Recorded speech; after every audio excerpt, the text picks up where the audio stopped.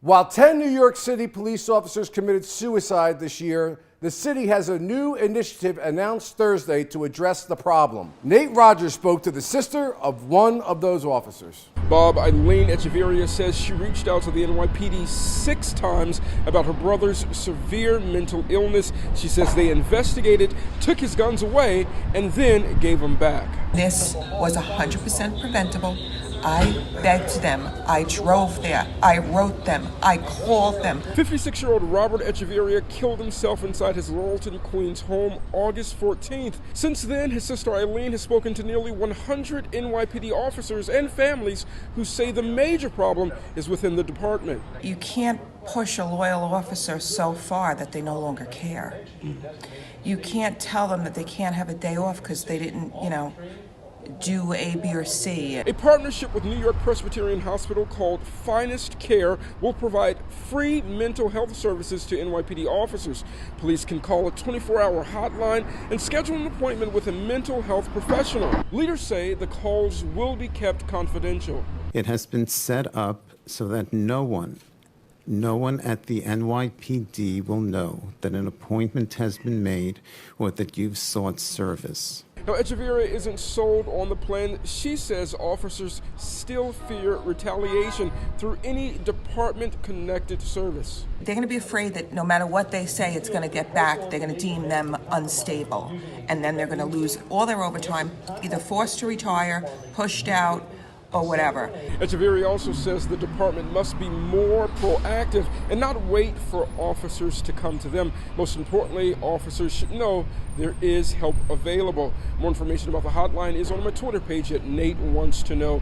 In New York, I'm Nate Rogers for Chasing News. More than 20 years in the making, the American Dream Mall and Entertainment Complex in New Jersey Meadowlands is set to open, at least part of it, on Friday. The mall was conceived in 1996 when the internet was just a baby and the iPhone was hardly a twinkle in Steve Jobs' eye. Tickets to the Nickelodeon Universe theme park inside are sold out for the entire weekend. Visitors can still rent skates and take a spin around the new ice rink. The retail section of the mall is scheduled to open in spring. There have been criticism, notably about parking, which will be free for visits under 30 minutes, but could cost you as much as $24 or maybe even $40 if you visit while there is an event at the nearby MetLife Stadium. Let's bring back tonight's panel, Ronica Cleary and Bill Caruso. I don't know, Ronica, people could be thinking that this property is cursed if you look at the history all the way back from Xanadu to where we are right now. And I'm gonna ask you, will this be a nightmare logistically where it's located? I travel into the city. What are we gonna do with regard to that with all these parking spaces, tens of thousands of people potentially there? Is this a logistical nightmare, Ronica? It is a logistical nightmare. I don't know how they didn't think through that detail. People who live in that part of the state deal with traffic and chaos all of the time, and now you are creating a new scenario for them that you think they're going to voluntarily participate in. I think people will choose to go somewhere else or stay at home and shop online. Okay, Bill, so listen, we've been looking at all the advertising, have Nickelodeon there. They're going to have all sorts of like water sports and all sorts of great stuff, I haven't really even looked into it myself personally about what's going to be there because I just don't want to go through the traffic. But what are your family and friends saying about it? Bob, listen, with all respect to you and your family, you're in a different stage where my family is, okay? I grew up in that area. I'm a Bergen County boy, born and raised. And, for my family and my family now, I've got 3 boys under the age of 13. We could go there, we could shop. There are going to be birthday parties that are going to be held there. I actually see this as an opportunity to get families to interact with one another rather than, kids in the basement playing on YouTube watching videos and stuff. Get together and do something together. Well, guys, excellent discussion. I don't know what to tell you, but I know it's been a long time in the making. There's already problems. Hopefully these will be the last of a very long and tortured history with regard to this project. Thank you. Thanks, Monica. The officer who was fired in connection with the 2014 death of Eric Garner is suing the NYPD to be reinstated. Daniel Pantaleo's lawyer, Stuart London, told the New York Post The lawsuit was filed Wednesday and argued that his client's termination following an administrative trial was arbitrary. Police Commissioner James O'Neill was also mentioned in the lawsuit. He fired Pantaleo in August for using a banned chokehold on Garner, saying he had broken department rules. After Eric Gardner's death, all 36,000 NYPD officers were required to undergo 3 days of training, including classes focused on de-escalation.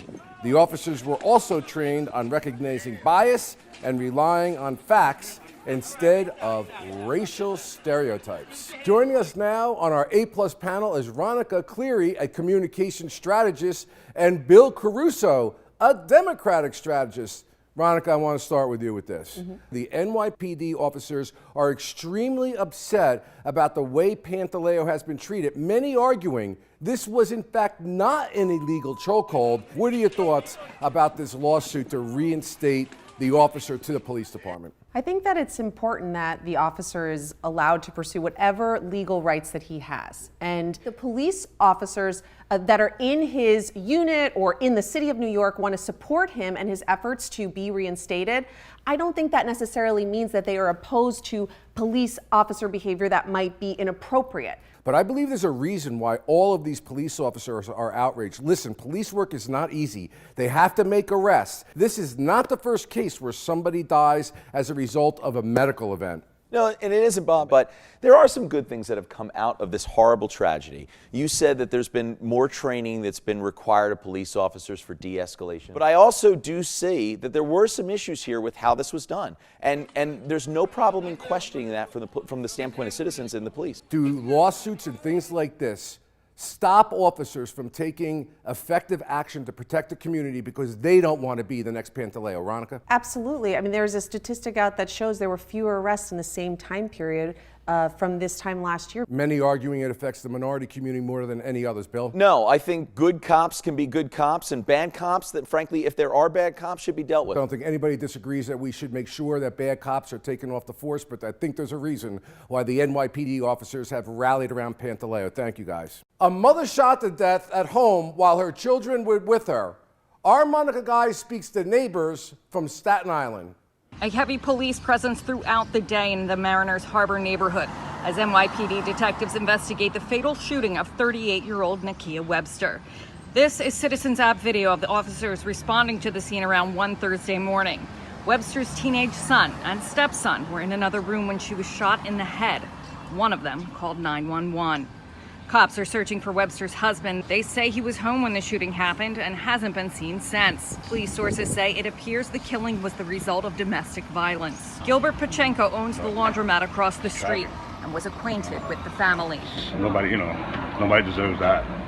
He could have just left the house. He didn't have to. He's hanging out with my friend.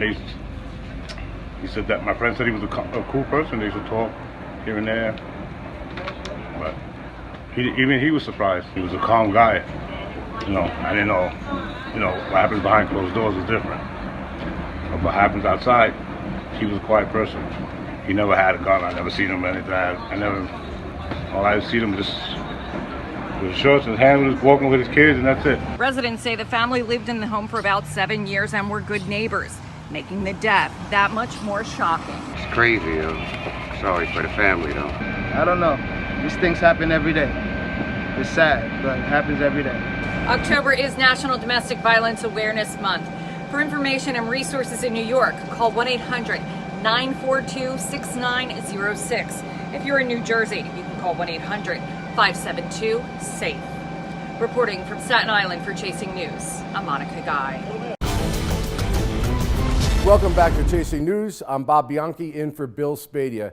Baking season is in full swing. And if you're wondering why you crave cookies, well, there might be a scientific reason for that. At least where chocolate chip cookies are concerned, researchers saying they may be as addictive as drugs. The recent study from the University of Bordeaux, France, suggests the ingredients in the chocolatey treats trigger the same response in your brain as cocaine. Apparently, it's the high sugar and fat content that can spark cravings similar to those induced by the addictive drug. And if you like your dessert with a dash of salt, you're even more likely to eat your fair share. Studies show sodium lights up the emotional part of the brain and can make the warm baked goods more irresistible. I just have to bring my A-plus panel in on this one. Bill Caruso, let me start with you, because being Paisan, well, all sorts of food is attractive. What's next? Pasta fazool, spaghetti and meatballs. Is there any legitimacy to this, or are we just going crazy with these kind of studies? Who knows, Bob? I can say this to you, it gives new meaning to the term getting baked, but I think that from this standpoint, we do know that sugar has highly addictive properties. This makes some sense. Maybe the FDA and all our state regulators that are running around the country that want to ban all sorts of different substances need to start looking at chocolate chip cookies next. So. You know, Veronica, I knew he was going to go there. I mean, we eat food that we like. Sometimes it's because we put a little fat and sometimes whatever. Are we now going to have the food police telling us we can no longer have chocolate chip cookies because they're dangerous for your health? Is Bill de Blasio going to ban chocolate chip cookies next? Gosh, you know what? I don't think I'd put it past him. I can't really speak to the addictive qualities of cocaine, so I can only contribute to this conversation having had my fair share of chocolate chip cookies. They are pretty good, but you know, I think this study was searching for a headline. We all know how good food can be, and to suggest that it's the same level of addictiveness also suggests it's the same level of dangerousness. Great job, my A-plus panel. I'm glad I get to fill in for Bill on a Thursday, because that means I get to speak to celebrity insider Deanna Williams. Deanna, welcome to the show. Hi, Bob. Good to see you.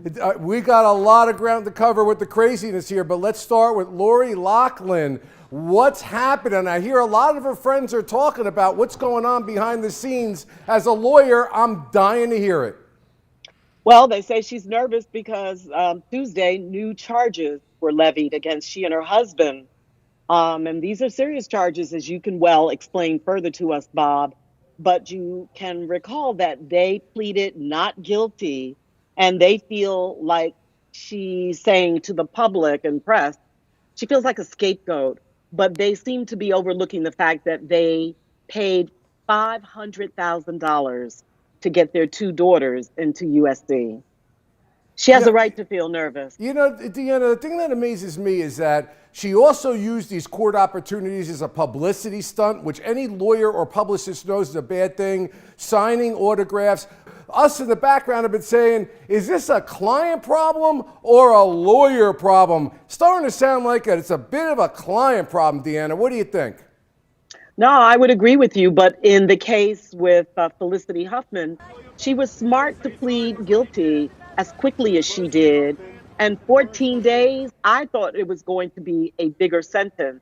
But for Lori Loughlin and her husband, boy, I think they're going to get it. Okay, Deanna, we're a week away from Halloween, and creepy story writer Stephen King is doing a documentary series, a mini-series, if you will, in New Jersey. One, what is it about? And two, was Jersey picked because it has some sort of macabre, weird, and twisted history? I never knew that, Bob. Well, this is a miniseries for Apple TV, and it's based on one of Stephen King's favorite books. It's called Lissy's Story, and they started shooting in Somerset, New Jersey yesterday. The filming continues until tomorrow. It's being shot in a historic old mansion that looks a little creepy to me, Bob.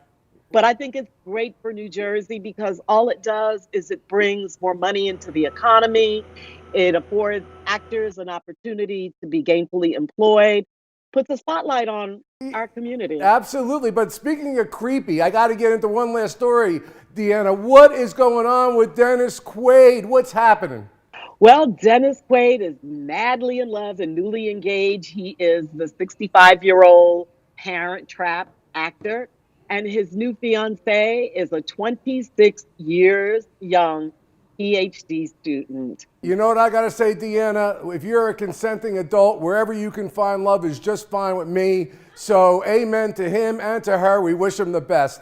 Deanna, thank you so much as always. You are the best. Bob, great to see you. You got it.